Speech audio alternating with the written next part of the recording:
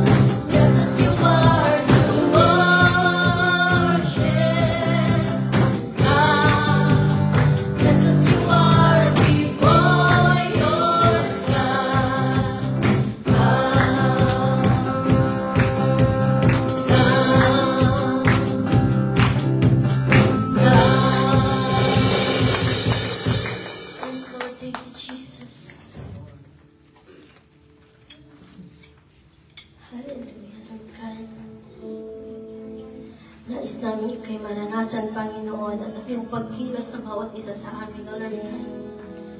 Walang hangin kami ikay sasambahin, Panginoon. Thank you, Jesus.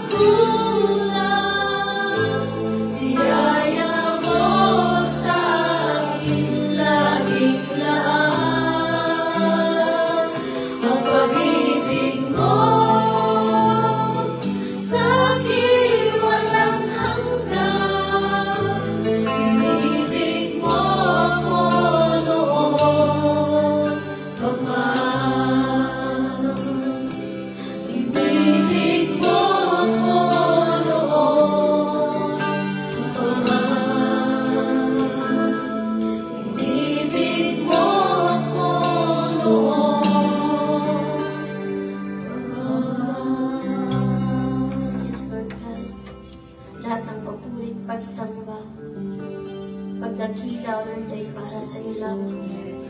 Lahat ng awit na ito, Lord God, ay para sa iyo. Ito'y aming nadakilain at pupurihin. Itong aming pag-awit at pagsamba sa pangalan ni Jesus. Amen. Amen.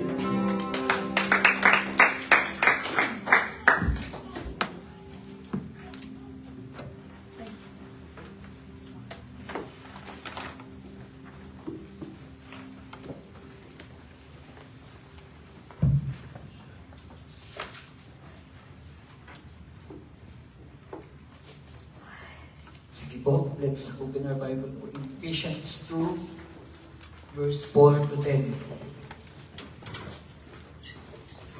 But God is so rich in mercy, and He loves us so much that even though we were dead because of our sins, He gave us life when He raised Christ from the dead. By God's grace that you have been saved. For He raised us from the dead along with Christ and seated us within Him in the heavenly realms because we are united with Christ Jesus.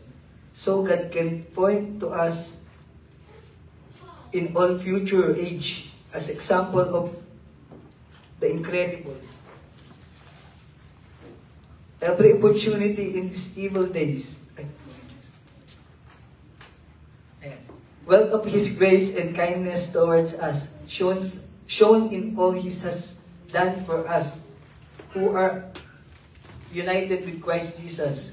God saved you by His grace when you believe, and you can take credit for this. It is a gift from God. Salvation is not reward for the good things we have done, so none of us can boast about it. For we are God's masterpiece. He has created us anew in Christ Jesus so we can do good things He planned for us long ago. Amen.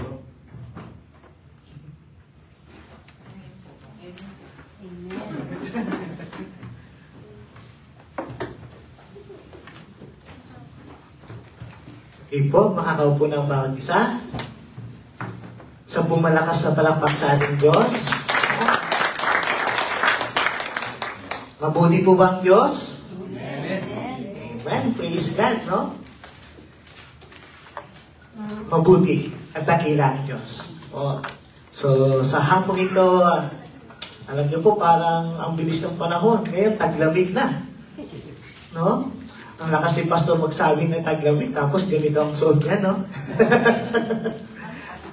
Alright, so ang bilis ng panahon at ito ngayon ay November na, no? So God is good, no? And all the time. Okay, tayo po yung manalangin. Father God, once again, thank you for this time na pinag-alog niyo sa amin. Salamat sa pag-ibig mo, salamat sa biyaya mo, salamat sa grasya mo, salamat sa awa mo na patuloy na pinaparana sa aming Panginoon. Salamat, Panginoon, sa walang hanggang pag-ibig mo sa amin na patuloy na aming nararanasan mo, Diyos. Salamat, Panginoon, sa kabutihan mo na aming nakikita at nararanasan mo, Diyos. Lord, karapat-dapat kang sabihin, karapat-dapat kang purihin, karapat-dapat kang dakilain, Panginoon, ang aming mga buhay, Panginoon. Salamat sa lahat ng pagpapala na ibinibigay mo sa aming lugar.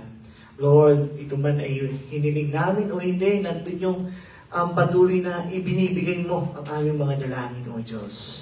Lord, I pray for this time, sa hapon ito na patuloy na samahan mo kami, patuloy na kumilos po ikaw, at patuloy na ibahagi mo po, Panginoon, ang mensahe na nais mong iparating sa bawat isa, O Diyos.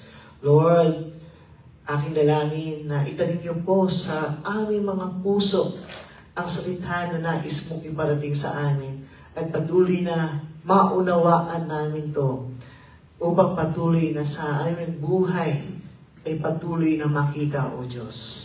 Lord, continue to bless us this afternoon and patuloy na busugin niyo kami ng iyong mga salita at ikaw yung patuloy na maitaas at madakila sa hapon ito. Salamat o Diyos sa iyo ang mataas na papuri. Pasasalamat sa pangalan ni Jesus we pray. Amen. Okay. Tingnan niyo naman yung katabi niyo. Ha? Pinagpala ba yan? Tanungin mo, are you blessed? No?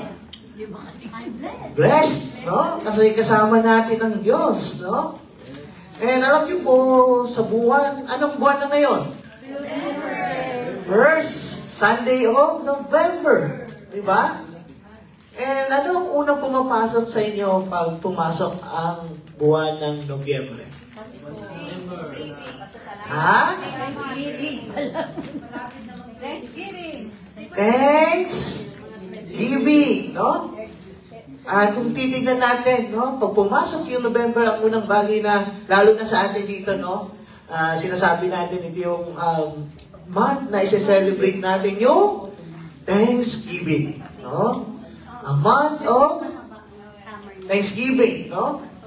Na nandun na talaga sa ating buhay, patuloy na talaga isineselebrate natin, nagpapasalamat tayo sa lahat ng bagay na ginagawa ng Diyos, no? And, yes, sinasabi nila November, pero we believe, no? Na hindi lang November ang buwan na dapat tayo magpasalamat. Tama po ba? You know, in every day of our lives, no, patuloy na talaga ito yung isang pagpapala na. Amen po ba? Kaya every day is dapat tayong magpasalamat sa ating Diyos. No? Makita mo lang si kapatid, pagpapala na yan. Tama po ba? Yun. Ewan ko lang, baka lahat ko nag-agree? Anyway, nag-agree tayo na talagang pagpapala. No? Makasama natin ang ating mga kapatid. No? Araw-araw pinagpapala tayo. No? And may nagsulat po, no, ng isang hymnal, no? Kasi pag pumapasok kasi sa Thanksgiving, ang patuloy na naalala ko yung kanta na Count Your Blessing. Name them one by one, no? Especially kung minsan dumaraan tayo sa matitinding pagsubok, parang bagyo, na parang hindi mo makita yung pagpapala na ginagawa ng Diyos, no? Ang isang bagay na nagpapaalala dito, okay kapatid, count your blessing. Sabi dyan, name them one by one. No? No? Kung bibilangin kaya ang pagpapala na meron ka ngayon, kaya nyo bang bilangin kapatid? Hindi po. Ha? Hindi po. Hindi kaya.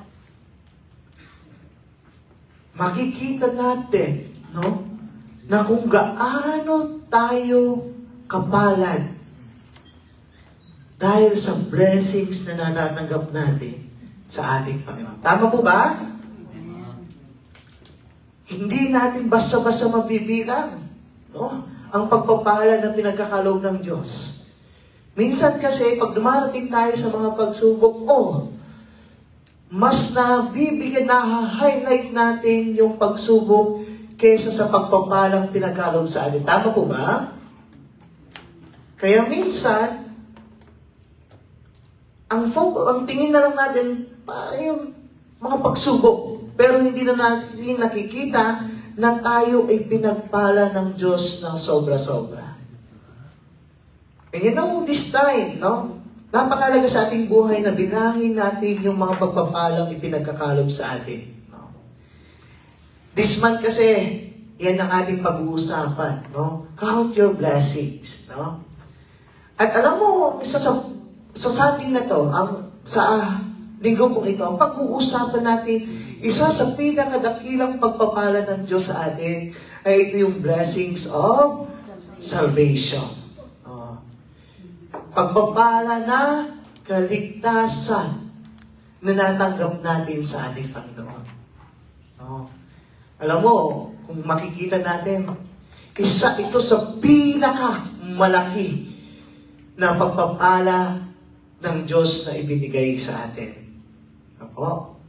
And ang passage po natin is makikita natin sa Ephesians 2, verse 1 to 10. No? Kung titignan natin, ito ay sulat ng Apostol Pablo, no? Ang pinag-uusapan po dito ay tungkol sa kaligtasan. And sinasabi ito si Apostol Pablo, sinulat niya sa mga Ephesians na ito'y pinapaalala niya. Okay, nire-remind sila ni Apostol Pablo tungkol sa kaligtasan na kanilang natanggap sa ating Panginoong Hesus. Marahil, dahil sa kabisihan, marahil sa maraming mga nakapalibot sa kanila, hindi na nila nakikita kung gaano silang pinagpala sa kaligtasan na natanggap ng mga mananampalataya sa Ephesians. Okay? So, from Ephesians 2, verse 1 to 10, tingnan natin kung ano yung kaligtasan, no? Na binigay sa kanila ng Panginoon. Ano yung ni-remind ni Apostol Pablo sa kanila? No? Tingnan natin, no? Unang-una, kung makikita natin, na pinaalalahan sila ng Panginoong Diyos, ay ni Apostol Pablo, na sila, kung ano yung buhay nila noon. Okay?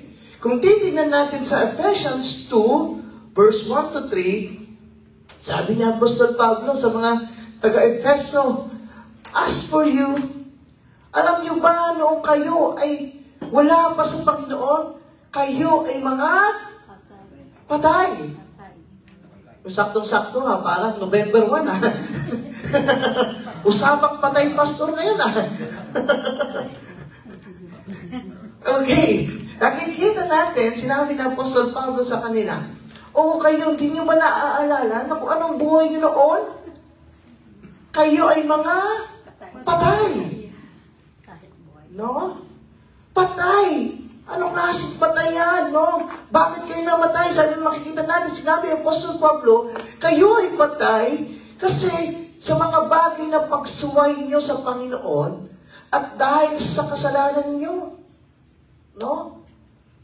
Nakikita ng Diyos sa kanila na sila ay mga patay kasi dahil sa kanilang pagsuway at kasalanan na kanilang ginawa. No? Sinabi niya Apostol Pablo, no, na bago nila tinanggap pa ang Panginoong Hesus, ganito ang sitwasyon. Mga suwail at talagang makasalanan. At sinabi ni Apostol Pablo na kayo ay nakikita ng Panginoon na patay kasi yung buhay nyo ay ginamit nyo o sinapamuhay nyo na sundin ang mga, ano po to? Mga daan ng mundo. Noon kayo ay hindi pa nananampalataya sa Panginoon. Ang buhay nyo ay sinusunod ang kamunduhan. Pinaalala ni Apostol Pablo. No? Mga dati, that's your life before, di ba? At sinabi ni Apostol Pablo na yung buhay nyo ay iba ang naghahari. No? The ruler of the kingdom of the air, the spirit who is now at work in those who are disobedient. No? Kung makikita natin, sinabi ni Apostol Pablo, napakaganda nito sa Tagalog, no? Kung titignan natin, sinabi dito, sinusunod nyo noon ang masamang takbo ng mundong ito at napailalim kayo sa pinuno ng mga kapangyarihan sa ipapawid. Ang espiritong naghahari sa mga taong ayaw pasakop sa Diyos. Alam niyo po, no? Sila nung wala pa sa Panginoong Jesucristo, hindi ang Diyos ang naghahari sa kanila, kundi sino? Ha? Kaaway. Ang kampo ng Diablo. No? Pinaghaharian. No? Ito ang mga kumikilos dito sa mundo. At lalo na sa mga taong hindi sumusunod sa Diyos. At sinabi ng Apostol Pablo, okay, kayong mga Ephesians believer, naalala niyo pa yung buhay niyo noon na wala sa Panginoong Isus? Ang buhay niyo ay nag-crave of our flesh. Yung nagnanasa sa mga bagay na gusto ng katawan. Naranasan niyo na bang magnasa sa fried chicken? Jollibee? Hindi kayo nag-crave? Uy, wow! Wala ba kayong desire na makakain ng ano? Ng fried chicken o spaghetti ng Jollibee?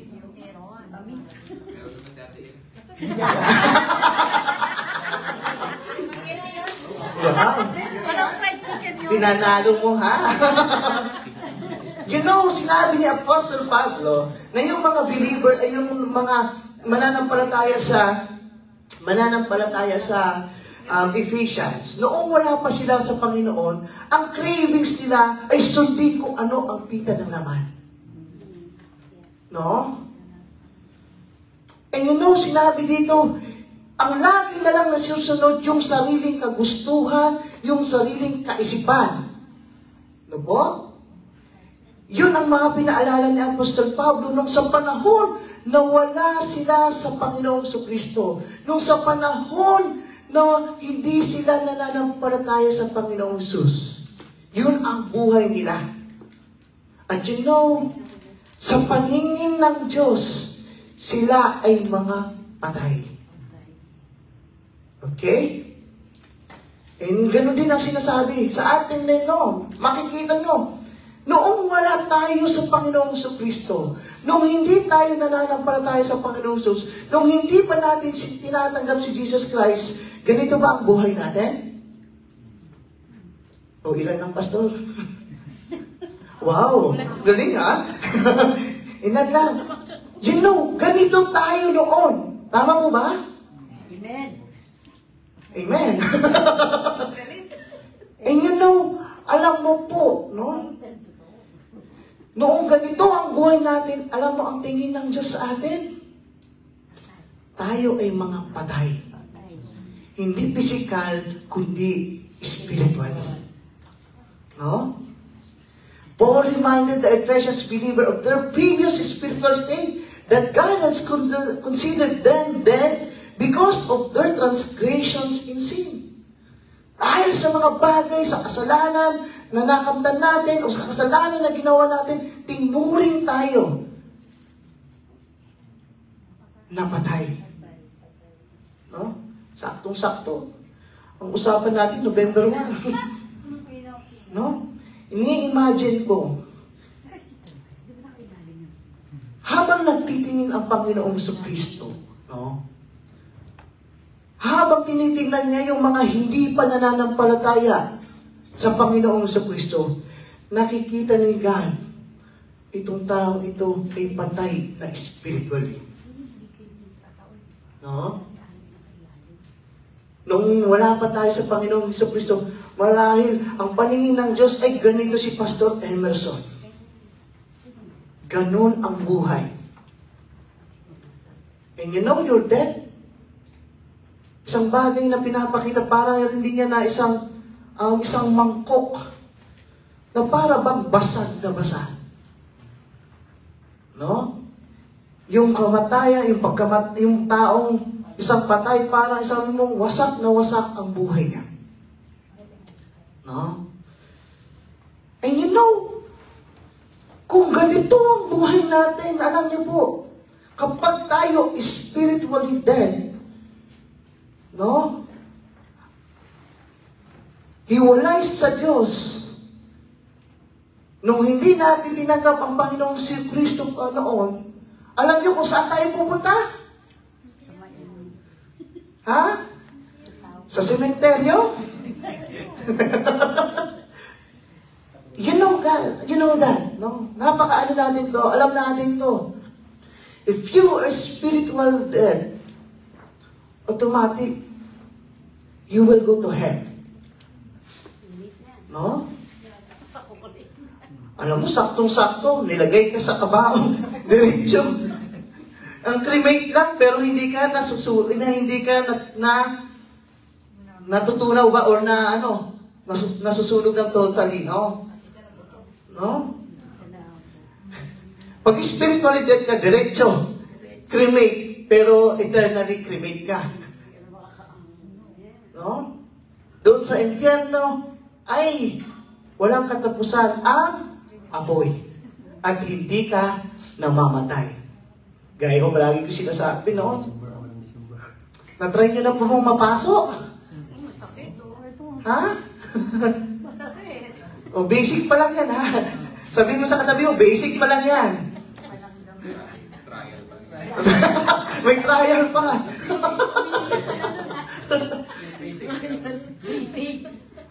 Kapag hindi tayo mabuhay, sigurado, dito tayo mapupunta. But you know, napakaganda sa ating Diyos na pinaglilingkuran. Nung nakikita niya tayo na, ito patay nito. Nandun yung habag niya. Nandun yung pagmamahal niya. Nandun yung naisin niya na talaga tayo ay matulungan. No? Alam mo po sa mga magulang dito, no? Kapag yung mga anak nyo ay nahihirapan, nahahabag po ba kayo? Ha? Sabi nga, no? Kung pwede daw, siya na lang daw makano. Yun ang di ba? Sabi ng mga magulang, mga talaga kung pwede, ako na lang. No? Ano po? Kung makikita natin, no? Kung we care, o mga kaibigan pa lang din, no? O mga pamilya, no? Kung makikita mo na ganun, nahihirapan, no? And you know, kagandahan sa ating Diyos, nung nakikita tayo na patay na spiritual, nandun yung habag ni God. Nandun yung nais niyang abutin, nais niyang matulungan. No? And salamat sa grasya ng Panginoon, no? Salamat sa ating Diyos, ibinigay niya ang Panginoong Jesucristo. Makikita natin, sa panahon na tinanggap natin si Jesucristo, nung tayo ay napatay sa kasalaan sa spiritual, nung tinanggap natin si Jesus Christ, tayo muli ay nabuhay. Amen? Amen. We are spiritually alive. Kung titignan natin, you can open your Bible in Ephesians 2, verse 4 to 5. Sinabi niya, but because of great love for us, ng Diyos, who is rich in mercy, mayaman sa awa, dakilang pagmamahal. No? Anong ginawa ng Diyos? He made us alive with Christ. Amen po ba? Amen. Binuhay niya muli ang ating mga espiritu. No? Dahil yan sa pagmamahal ng Diyos sa atin. Dahil sa dakilang awa niya sa atin. Ipinagkaloob niya ang Panginoong Jesucristo para abutin, para buhayin muli ang bawat isa. Amen? Amen. Kaya tingnan mo yung katabi mo, buhay na yan.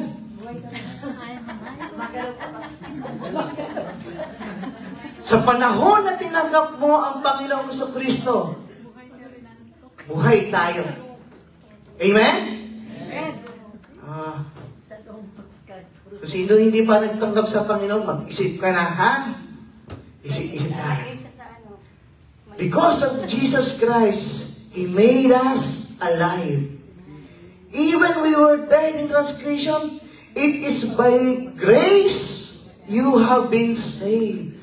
Dahil sa grasya ng Diyos, dahil sa abad, alam niyo po yung grasya? Bagay na ibinigay sa'yo kahit hindi ka karapat-dapat. Diba? Hindi natin deserve, pero ipinagkaloob. Yun yung grasya ng ating Diyos. Si Paul, niremind yung mga Ephesians believers that through God's love, yung mercy, yung grace, through Jesus Christ, they are alive and safe. Amen? Namatay na kayo, pero alam niyo kung mga kapatid, binuhay kayo sa pamagitan ng Panginoong Jesucristo. Medyo ata nakakalimot ng mga Ephesians believer. Maging busy na ata sa panahon nila. At hindi nakikita yung dakilang pagpapala na ibinigay sa kanila ng Diyos. No? Noong tayo ay nabasag sa pamamagitan ng Jesucristo, tayo muli ay nabuo. Diba? Ketsugi ba? Yung gano'n na ano? Yung isang gawain dito sa Japan? Ketsugi? No? Na kapag yung isang gamit ay nasira, i-restore nyo muli. Aayusin nyo muli. No? And you know, dati, sirang-sira tayo dahil sa kasalanan. Tama po ba? Dahil sa kasalanan, tayo ay duming-dumi. Tayo ay walang paroroonan. Pero dahil sa ating Panginoong Hesus, inayos niya muli tayo. Amen po ba? Sinabi sa Romans 6 verse 4, we therefore buried in Him through baptism into death, in order that, just as Christ was raised from the dead, through the glory of the Father, we too may live a new life. Dahil ang Panginoong Jesucristo, nakita nyo anong nangyari sa Panginoong Jesucristo? No? Siya ay namatay at muli nabuhay. And ganoon din ang nangyari sa ating kapatid. Tayo ay namatay. Pero dahil kay Jesucristo, tayo muli ay nabuhay. Isang palakpak naman dyan, kapatid. Yan ang ating Panginoon. Dahil sa pag-ibig ng Diyos, ibinagkaloob niya ang Panginoong Jesucristo para magkaroon tayo muli ng buhay. And you know, minsan natanong na ba kung bakit tayo ano yung mga reason kung bakit tayo ay naligtas ng Panginoon? No? O ano yung isang bagay na maraming reasons, no? But ano yung isang bagay na makikita natin na bakit tayo rin niligtas ng Panginoon? No? Ano ang nais niyang gawin din sa ating buhay?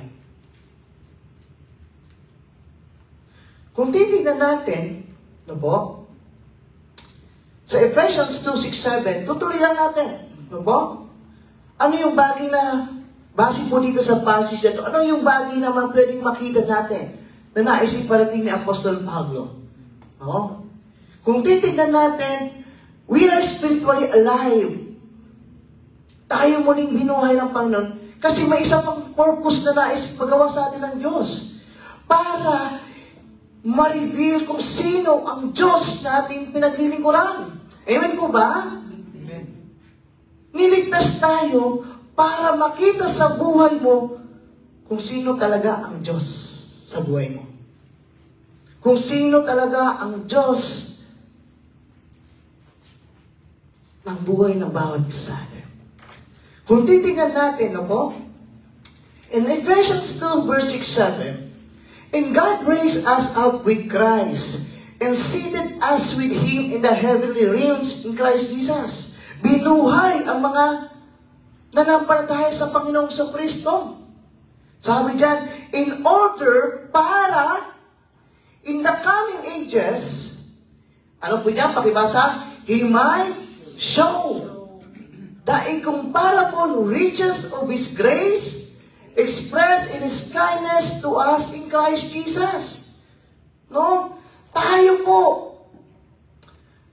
ay binuhay ng Panginoong Kristo, iniligtas ng Panginoong Kristo para sa walang, hindi lang dahil sa, hindi para walang rason, no? May rason din ang Diyos. Isang bagay niya para makita sa buhay mo kung sino ang Diyos. Amen po ba? He might show. Anong gusto makita? Makita yung grasya ng Diyos. Yung habag ng Diyos sa bawat isa na napakalaki. Makita sa buhay mo na may Diyos na talagang napakabuti. Amen po ba? Ang tanong dyan, nakikita ba sa atin, kapatid? Nakikita ba sa atin ang grasya ng Diyos? Naka-hide pastor. Nakikita pa yung awa ng Diyos sa buhay mo? O baka nakita sa'yo, walang awa ka talaga.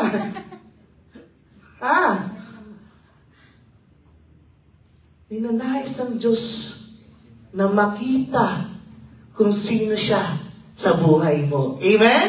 Amen.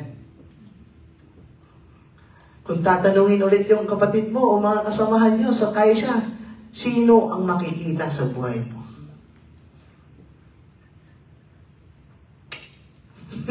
Kamay siya sagot. Kahit sa loob ng pamilya, sino ang nakikita sa buhay mo? Nakikita ba ang Diyos? Amen? Amen. Mukhang na ano. Amen. Okay. Alam niyo po, parang isang pagpapalayok yan, no? No? Ang Diyos ay talagang He did His best para maayos ka. He did His best para mahulma na maayos ikaw. No? And you know, kapag ikaw na maging maayos at talagang napakaganda ng katulad nito, yun. Ako? Inabasan. Paano yun? Nahubog. Ha? Sino ang napapapurihan? The one who made. Amen? Amen.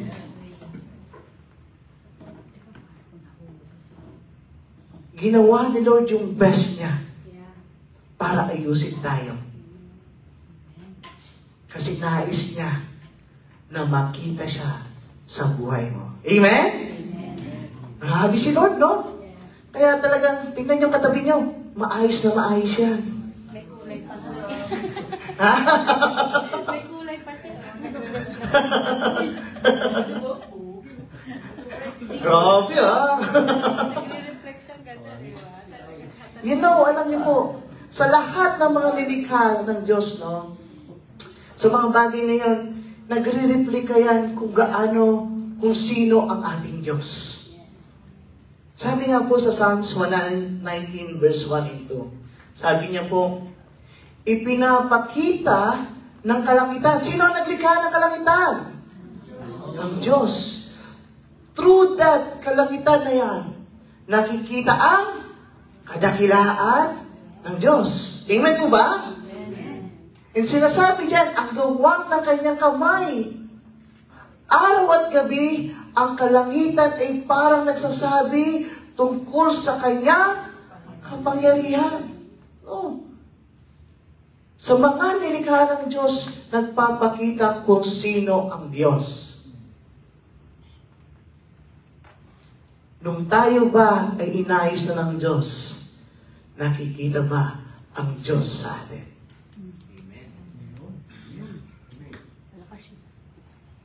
Tayo makakasagot niyan. Amen? And you know, ituloy natin. Ano ba yung makikita natin, no? Na tinuturo ni Apostol Pablo sa mga disipulo o mga mananampalataya sa Efeso. Nung naging maayos na sila, no? Ipinapaalala ng Panginoon, hindi dahil sa sarili mong kakayahan, kundi dahil sa grasya at gawa ng Diyos. Amen? Nung nakita niya, naging maayos na. Naging nabuhay na sila. No? Marahil nakikita ni Apostol Pablo, baka nagyayabang na sila. Sarili ko itong gawa. No? But Apostle Pablo, no, sinasabi sa kanila, for it is by grace, dahil sa grasya ng Panginoon, kayo ay naligtas. Sa pamamagitan ng pananampalataya, no? And this is not from yourself. It is a gift of God. Not by works, so that no one can boast. Hinulma ka ng Diyos, inayos ka ng Diyos para hindi ka magyabang. Amen?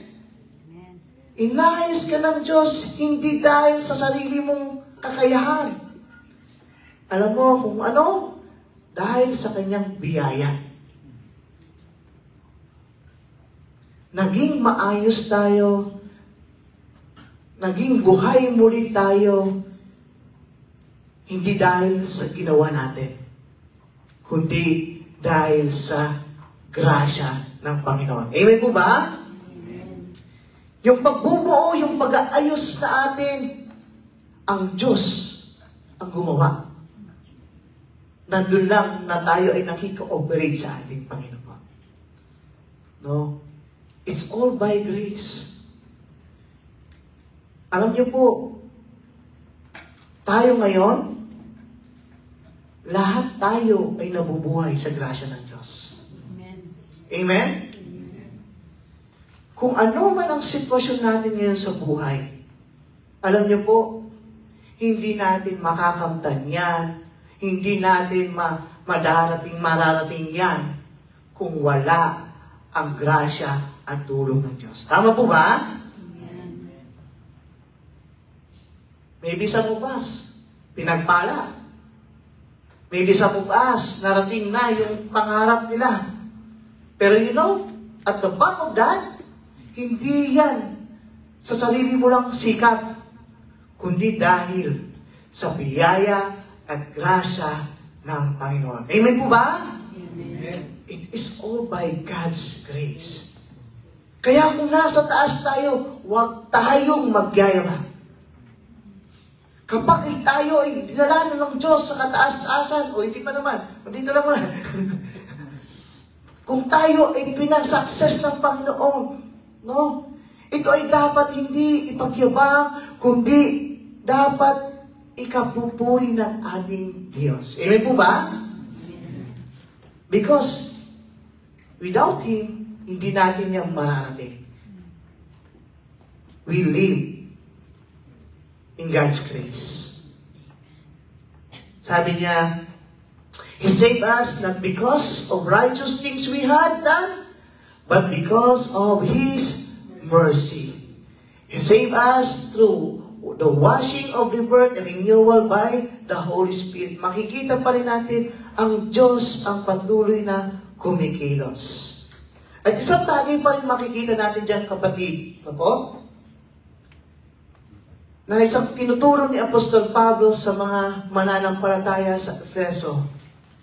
Sinasabi niya, no? For we are a handiwork. Tayo ay ginawa ng Panginoong Diyos. Created in Jesus Christ. Para saan? To do good works. Which God prepared in advance for us to do. No? Kung titignan natin, sinasabi ng Apostle diyan, Paul showed to the Ephesians believer one of the reasons or purposes why they were created by God, no? Pinakita niya po sa Pablo na kung ano yung isang reason or purpose kung bakit tayo ay nilikha ng Diyos, no? Kung titignan po natin, no? Noon, sa pamamagitan ni Jesus Christ, no? Nakita ng mga, itong isang bagay pong pinapakita dyan, no? Na noong tinanggap natin si Jesus Christ sa atin, hindi lang po tayo muling nabuhay, kundi muling binigyan o ibinalik yung purpose ng ating buhay. Kung titignan mo, ang tao pa, which God prepared in advance, nung nilikha ang tao, ang isa sa mga purpose niya is gumawa na mabuti. Nakuha niyo po? To do good works. Pero dahil sa kasalanan na natanggap natin, dahil sa kasalanan ng mga bagay din na pinagagawa natin, hindi tayo nakakagawa ng mga kabutihan. Tama po ba? Kasi yung kasalanan parang virus yan. Okay? Parang virus yan. Kung kayo nagko-computer, kapag nag-virus ang computer, it will not function well. Tama? Ganoon din tayo.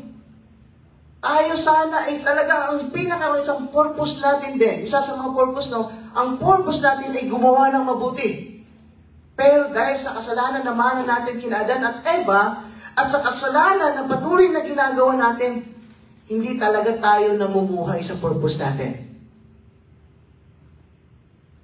Kasi may kasalanan na patuloy na nag-ahari sa atin noon. But on the time that we have accepted Jesus Christ, on the time na tinanggap natin siya bilang Diyos na tagapagligtas, inayos niya tayo. And ngayon, nung tinanggap natin si Jesus Christ, inayos muli yung purpose mo, kapatid. Kung noon, hindi mo kaya gumawa ng kabutihan, pero dahil nasa iyo na si Kristo, ngayon, tinutulungan ka niya na gumawa ng kabutihan. Amen po ba? Amen. Nung tinanggap natin si Jesus Christ, inayos muli ang isa sa mga purpose ng ating buhay para gumawa ng kabutihan. Sabi niyan, we are saved and alive. Nauligtas tayo at muling nabuhay to do God's purpose in our lives. Gumawa ng kabutihan. Tingnan mo yung katabi mo.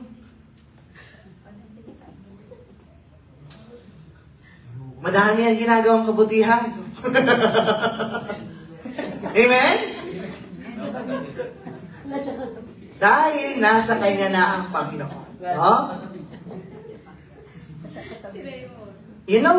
Kapag nasa atin ang Panginoon, tutulungan niya tayo na gawin kung ano yung mga bagay na dapat nating gawin. Nakita mo, binuhay ka na, inayos pa yung purpose mo. Ang katotohanan, napakalungkot sa buhay ng isang tao na hindi nabubuhay sa kanyang purpose. Try to imagine yung upuan. Ang upuan ay ginawa para sa ano? Para? Upuan. Kung yung upuan na yon ay gawin mo, anong magandang gawin sa upuan? Ha? Bola. Gawin mo bola. Basketball. Sa tingin mo, yung upuan ay magiging masaya? Hindi. Sira. Siguradong balik yan. No? Sira. Kung itong piano ito, ano ang isang purpose niyan? Pindot. Para magbigay ng tunog. Kung ito ay ginamit panghampas, sa tingin mo, masasiyahan ng piano? Sira. Sa atin din, may purpose ang Diyos. And you know, ang isa sa pinakamasaya sa buhay ng tao ay magawa niya kung ano yung bagay na pinapagawa ng Diyos sa kanya. Amen po ba? And you know, itulad yung pupuno, magsasatisfy sa atin, sa ating buhay. Ang gawin, ang ninanais ng Diyos. Amen po ba? Amen. So kung titignan natin kapatid, no? Sa bagay na yan, tungkol sa kaligtasan, may 5 bagay tayong makikita. Unang-una, tayo ay mga patay spiritually. No? But because of Jesus Christ, ano nangyari? Nabuhay tayo. And you know, may purpose din, o may bagay, may reason din, si Lord, kung bakit tayo ay niligtas din niya. Yes, given na yung pagmamahal niya sa atin, sobrang pagmamahal. Pero may plano siya. Ano yung plano? Para mas lalong makilala ang ating Diyos. And last thing, makikita natin sa pang-apat, no? Tayo ay niligtas, no? Hindi dahil sa mabubuti nating gawa, kundi sa gawa at grasya ng ating Diyos. And you know, and last thing, we are saved and alive to do God's purpose in our lives. No? Kung titignan natin yung the way na tayo iniligtas ng Panginoon, masasabi natin na tayo ay pinagpala. Bakit? Kung titignan mo kung gaano inayos ni Lord ang bawat isa sa atin, tayo ay broken, tayo ay empty, tayo ay without direction nung wala tayo sa Panginoon. Tama po ba? But now you have Jesus Christ. Anong nangyari? Nagkaroon tayo ng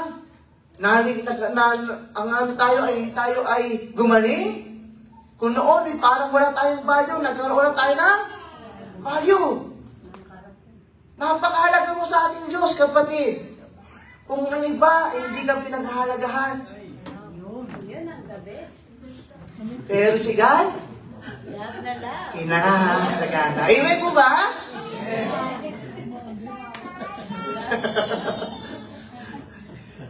Si Lord, ginagamit ka ni Lord para sa kadakilaan niya. And si Lord, ni-restore niya tayo. Amen? And the Lord, binigyan niya tayo ng purpose ulit. Noon wala kang purpose. Kung ano na lang nasa isip mo gagawin. Pero ngayon, dumating na si Lord. May purpose ka na. Amen po ba? Palakpakan natin ang Diyos. Kapatid, napakahalaga mo. And ito yung biyaya. Kung makikita po yung bagay na ginawa sa atin ng Diyos, masasabi natin na tayo ay sobrang pinagpala. Ang Diyos palang kapatid, punong-puno ka na. Amen? Amen. Palakpak sa ating Diyos. Tayo po'y tumawa, tayo yung manalangin. Father God, once again,